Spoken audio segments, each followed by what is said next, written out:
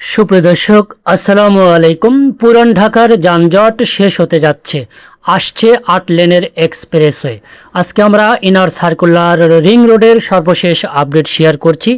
আজ 19 এপ্রিল 2026। বুড়িগঙ্গার নদীর তীর ঘেঁষে তৈরি হচ্ছে আধুনিক 8 লেন এক্সপ্রেসওয়ে, যা পুরো ঢাকার যোগাযোগ ব্যবস্থায় আনবে বড় পরিবর্তন।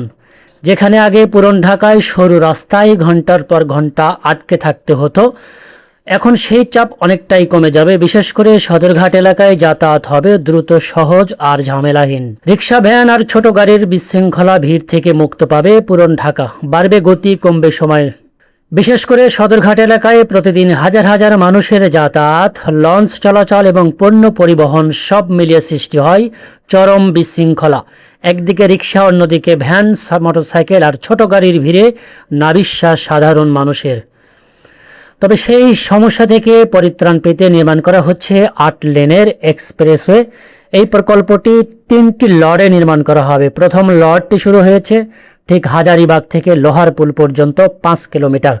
আমরা এখন রয়েছি ঠিক লোহারপুল এলাকায়। এখান থেকে দেখতেই পাচ্ছি বুড়িগঙ্গার পাশ দিয়ে আরসিসি ঢালাই করে সীমানা প্রাচীর করা হচ্ছে এবং পাশাপাশি যে দখল ছিল সে দখল কিন্তু উচ্ছেদ করা হচ্ছে। কিছু কিছু জায়গায় বালু ফেলে ভরাট করে কার্পেটিংয়ের কাজও কিন্তু শুরু হয়েছে। তো আমরা গত অর্থাৎ 1.5 মাস আগে একটি পর্ব দেখেছিলাম। 1.5 মাসে কী কী কাজের পরিবর্তন এসেছে সেটি তুলে ধরেছি আজকের ভিডিওতে। আমরা যাচ্ছি সামনের দিকে, অর্থাৎ হাজারীবাগ দিকে যাব। 5 কিলোমিটার পুরোটাই দেখাবো, মোহাম্মদপুর 4 রাস্তার মোড় পর্যন্ত দেখাবো। তো ভিডিওর লেন্থ কিন্তু 8 মিনিট 7 সেকেন্ড। এর মধ্যেই পুরোটাই আপনাদের প্রায় 7 কিলোমিটার পথ তুলে ধরেছি। এই অংশেও থেমে থেমে কাজ চলছে। হাতের বাম পাশে দেখতেই পাচ্ছি যে সরু বুড়িগঙ্গা নদী, যেটি দখল হয়ে একেবারে মৃতপ্রায় নদীটি, যেটি এখন নদী থেকে খালে রূপ নিয়েছে, সেটির পাশ ঘেঁষে চলে যাচ্ছে। বাম পাশে দখল বাণিজ্য বেশি হয়েছে। যেহেতু ডান পাশে সড়ক রয়েছে, বাম পাশে নদীটি ভরাট করে কত দূর পর্যন্ত ভবন নির্মাণ করা হয়েছে সেটি আমরা দেখতেই পাচ্ছি স্বচক্ষে। আর এই অংশে দেখতে পাচ্ছি আরেকটি ওভারপাস নির্মাণ করা হচ্ছে। এই 5 কিলোমিটার পথে 3টি ওভারপাস থাকছে। ওভারপাসগুলি রাখার একটি কারণ, নিচ থেকে ইউটার্ন যাতে নেওয়া যায় সেজন্য কিন্তু ওভারপাসগুলি করা হচ্ছে। পাশাপাশি বিভিন্ন এলাকায় যে সড়কটি যুক্ত হয়েছে সেজন্য কিন্তু রাখা হয়। যেখানে একটি মসজিদ দেখতে পাচ্ছি, মসজিদটি কিন্তু ভেঙে ফেলা হবে। এই মসজিদটি ভেঙে অন্যত্র প্রকল্পের টাকায় অর্থাৎ সরকারি খরচে কিন্তু আরেকটি মসজিদ রিপ্লেস তৈরি করে দেওয়া হবে। তো চলুন আমরা কথা না বাড়িয়ে সামনের দিকে এগোতে থাকি।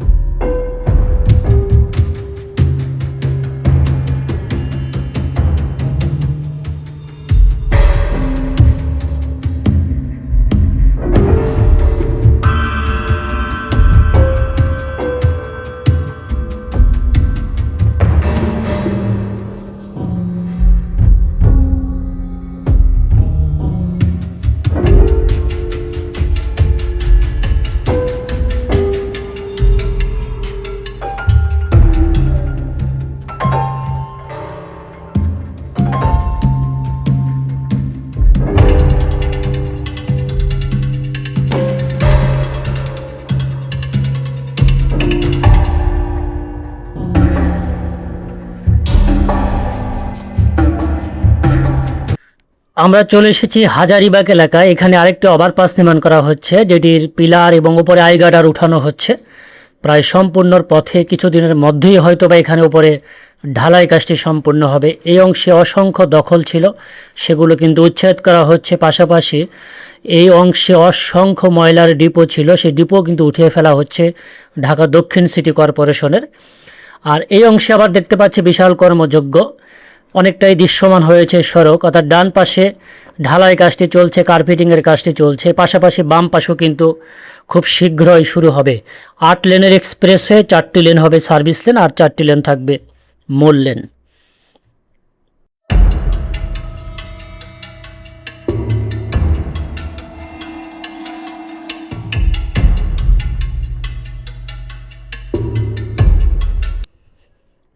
আমরা চলে এসেছি শিকদার মেডিকেল কলেজের সামনে। এই পর্যন্তই কাজগুলি চলছে, সামনে আরেকটু অংশ কাজ চলছে, ড্রেনের কাজটি চলছে। তো এরপরে পর্যায়ক্রমে কাজগুলি গাবতলী পর্যন্ত নিয়ে যাওয়া হবে।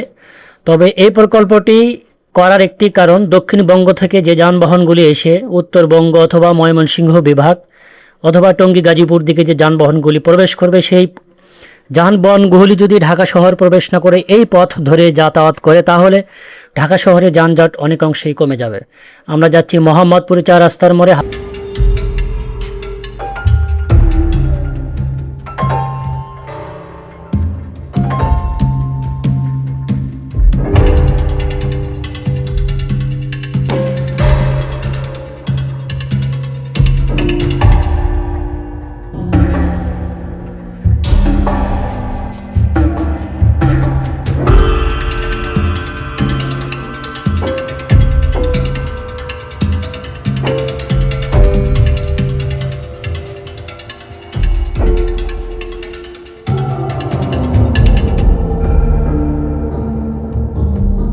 এই অংশ দেখতে পাচ্ছি, হাতের ডান পাশে যে টিনের দোকান, টিনের যে স্থাপনাগুলো দেখতে পাচ্ছি, এগুলো কিন্তু সম্পূর্ণই অবৈধ, অর্থাৎ দখল। এগুলো কিন্তু উচ্ছেদ করা হবে।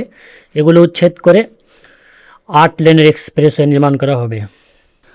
হাতের ডান পাশে দেখতে পাচ্ছি রায়ের বাজার বৌদ্ধভূমি, আর সামনে রয়েছে মোহাম্মদপুর চৌরাস্তা। এই চৌরাস্তাকে ক্রস করে সোজা চলে যাবে গাবতলী পর্যন্ত এই 8 লেনের এক্সপ্রেসওয়ে। স্থানীয়দের অভিযোগ, পরিকল্পনাহীন নগরায়ন আর সড়কের সীমাবদ্ধতার কারণে প্রতিদিনই ঘন্টার পর ঘন্টা নষ্ট হচ্ছে রাস্তায়। জরুরি সেবা অনেক সময় পৌঁছাতে পারছে না ঠিকমতো। তবে সমাধানের আশাও দেখছে সংশ্লিষ্ট কর্তৃপক্ষ। সড়ক সম্প্রসারণ, ট্রাফিক ব্যবস্থার উন্নয়ন এবং বিকল্প রুট তৈরির উদ্যোগ ইতিমধ্যেই নেওয়া হয়েছে এই অংশে।